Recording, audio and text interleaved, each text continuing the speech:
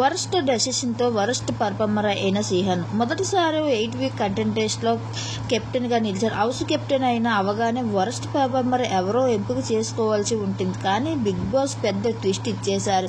ఈసారి కంటెస్టెంట్స్ని ఎంచుకోవాల్సి ఉంటుంది అంటూ చెప్పుకుంటూ వచ్చేశాడు. ఇక సిహాన్ బాలాజీని ఎంచుకుంటాడు వరస్ట్ పర్ఫార్మర్గా. అయితే ఈ విషయంపై నెటిజన్లు ఫుల్ ఫైర్ అవుతూ వస్తున్నారు. గీతు సంచాలకులుగా వ్యవహరించలేకపోయింది, ఆట ఆడలేకపోయింది, మాటలు ఏమీ బాగోలేదు.